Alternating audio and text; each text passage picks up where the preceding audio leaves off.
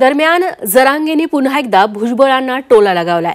भुजबळांच्या डोक्याच्या गोळ्या संपल्यात। नाशिककरांनी भुजबळांच्या गोळ्यांचा खर्च करून त्यांना डोक्याच्या गोळ्या द्याव्यात असा टोला मनोज जरांगेंनी लगावलाय। नसतेत का याळाचे सालपटे खाणारे, तसं तुला तंगड जोडून हसा लागणार। मनोज जरांगेंचा हार्दिक पटेल होणार असा घणाघात विरोधी पक्षनेते विजय वडेट्टीवारांनी केलाय। त्यावर मनोज जरांगे संतापलेत। मराठे तुमचाच हार्दिक पटेल करतील असा पलटवार जरांगेंनी वडेट्टीवारांवर केलाय।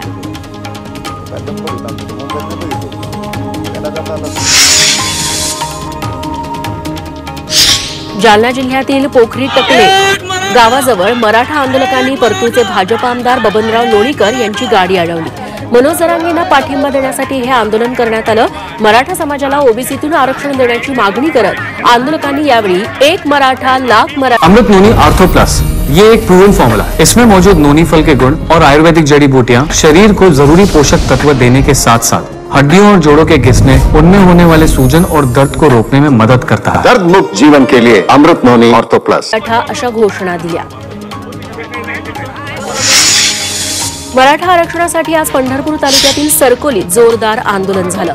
आंदोलकांनी पालकमंत्री चंद्रकांत पाटलांच्या समोर घोषणाबाजी केली। यावेळी चंद्रकांत पाटलांनी कार्यकर्त्यांना आरक्षणाची मांडणी समजावून सांगितली।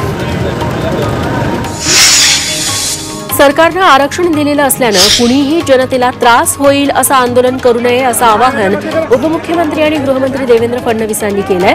ओबीसीचं आरक्षण अबाधित ठेवत सरकारनं मराठा समाजाला आरक्षण दिलं, त्यामुळे दोन्ही समाजात आनंद आहे अशी प्रतिक्रिया त्यांनी नागपुरात दिली।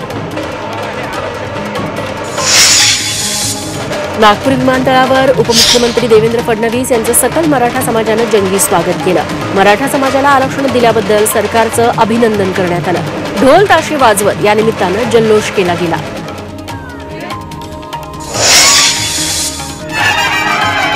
शरद पवार म्हणजे घड्याळ हीच प्रतिमा लोकांच्या मनात आहे, तेव्हा तुतारी हे नवीन निवडणूक चिन्ह लोकांच्या मनावर बिंबवणं सोपं नसल्याची प्रतिक्रिया मंत्री छगन भुजबळ यांनी दिली। तर तुतारी महाराष्ट्राच्या स्वाभिमानाची ललकारी ठरेल असा पलटवार शरद पवार गटाचे खासदार अमोल कोल्हेंनी केला।